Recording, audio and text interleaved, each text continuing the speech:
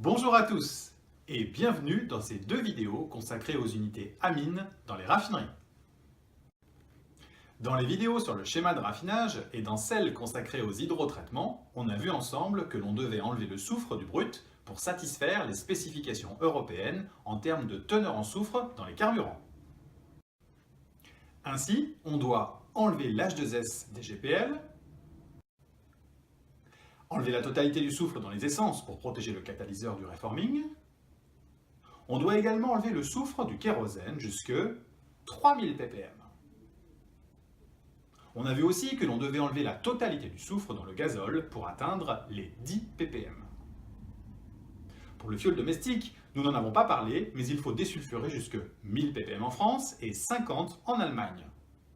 Et on sait que cette teneur va évoluer vers 50 ppm en France à l'horizon 2020 à 2025. Enfin, pour les coupes VGO, tout dépend du schéma de raffinage.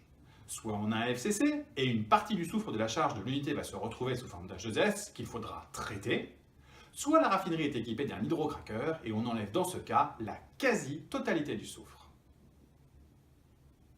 Le soufre du fond du baril reste quant à lui dans les produits, bitume ou fioul lourd. Ainsi, quand on met tout bout à bout, on doit enlever environ 50 à 60% du soufre dans le brut, qui va se retrouver sous forme d'H2S. Ceci représente environ 2,5 tonneurs d'H2S produits pour une raffinerie qui traiterait 10 millions de tonnes par an de brut Brent. Et cela peut monter jusque 12 tonneurs pour la même raffinerie qui traiterait un brut Oural. Faisons un zoom sur une unité d'hydrotraitement dont le but est d'enlever le soufre de la coupe gazole par exemple. On a déjà vu ensemble que l'H2S avait deux exutoires possibles. Soit on l'enlevait de la section réactionnelle, soit il part en tête de stripper. Dans le procédé, l'H2S n'est jamais seul. Il est toujours en mélange avec des composés de type C1 à C4. Méthane, éthane, propane, butane. On va donc extraire sélectivement l'H2S de ces autres molécules grâce à ses propriétés acides. En effet, si on met ce mélange de molécules en contact avec un composé basique, il se produit une réaction de type acido-basique avec l'H2S qui sera donc absorbée à la différence des composés de type C1 à C4 qui, eux, n'ont aucune acidité. A noter que dans le FCC, on aura également du CO2 qui présente lui aussi des propriétés acides. Dans ce cas précis, on absorbera l'H2S, bien évidemment, mais également tout ou partie du CO2 selon le composé basique que l'on utilisera. Ce composé basique que l'on va utiliser, c'est une amine. En effet, depuis les années 40, on utilise les alcanolamines.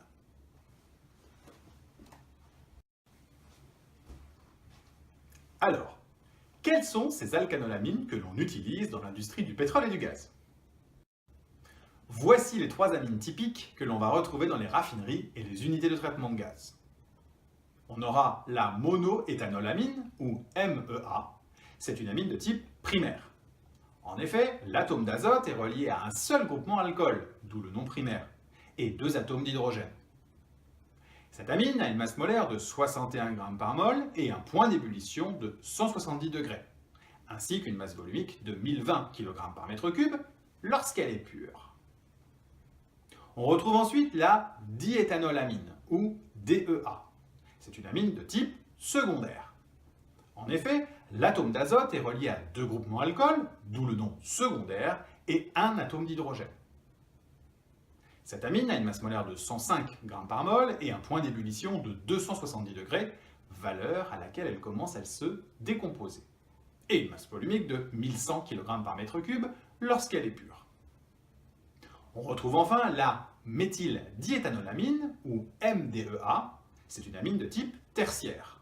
En effet, l'atome d'azote est relié à deux groupements alcool et un groupement méthyle, d'où le nom tertiaire. Cette amine a une masse molaire de 119 g par mol et un point d'ébullition de 243 degrés, ainsi qu'une masse volumique de 1040 kg par mètre cube lorsqu'elle est pure. Toutes ces amines ne seront pas utilisées pures, mais en solution avec de l'eau pour initier les réactions acido-basiques. A noter que ces amines sont également visqueuses et les avoir en solution diminue fortement leur viscosité. À titre d'exemple, la DEA pure a une viscosité 400 fois supérieure à celle de l'eau à 20 degrés. Mais faisons un zoom sur chacune de ces trois amines. La MEA est très corrosive et on limite donc sa concentration de 15 à 18% poids. Comme on le verra tout à l'heure, plus l'amine est diluée, plus il faudra un débit d'amine important pour absorber une quantité d'H2S donnée. Davantage de débit, c'est davantage de coûts opératoires, on a donc tout intérêt à minimiser le débit d'amine requis. La DEA, quant à elle, est largement utilisée car elle est nettement moins corrosive que la MEA. Et sa concentration peut aller de 20 à 35% poids. Concernant la MDEA, on peut aller jusque des concentrations de 50% poids, à cause de sa corrosivité moindre. Cette amine a la particularité d'être sélective vis-à-vis du CO2. C'est-à-dire qu'elle absorbera l'H2S, mais très faiblement le CO2, pour des raisons de réactivité chimique. Pour le reste de cette vidéo, je vous propose de se consacrer à la DEA, puisque c'est l'amine star en raffinerie. Je vous propose de nous intéresser à la solution de DEA diluée à 20% poids, qui est largement répandue en raffinerie. Quand on dit solution d'amine à 20%, il faut bien comprendre que l'on a en fait une solution constituée à 80% d'eau avant tout, et le complément en amine. Les propriétés de ce mélange seront une densité de 1020 kg par mètre cube à 20 degrés, une chaleur spécifique de 0,88 kcal par kilo et par degré C, soit 12% de moins que celle de l'eau pure, et une viscosité de 1,8 centipoise à 20 degrés, soit environ 2 fois celle de l'eau pure. Alors, maintenant que l'on sait quel composé basique on va utiliser, quelles sont les réactions chimiques qui vont avoir lieu une fois la solution d'amine mise en contact avec le gaz riche en H2S?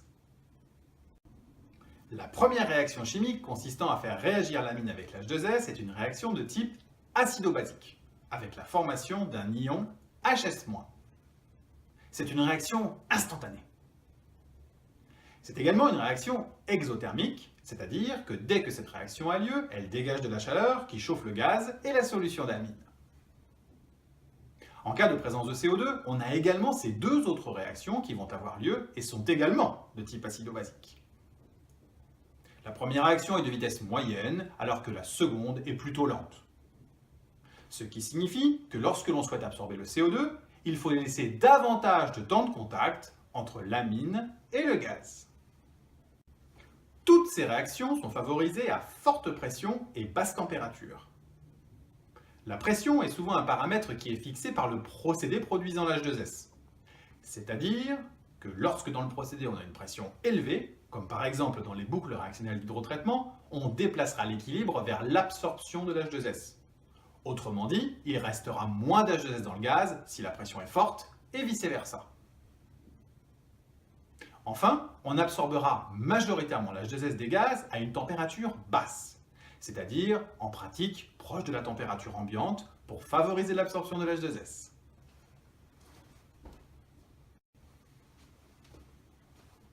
Maintenant que l'on a vu les réactions chimiques, rendez-vous dans la seconde partie pour voir comment le raffineur s'y prend concrètement. Merci beaucoup pour votre attention et à très bientôt pour la seconde partie.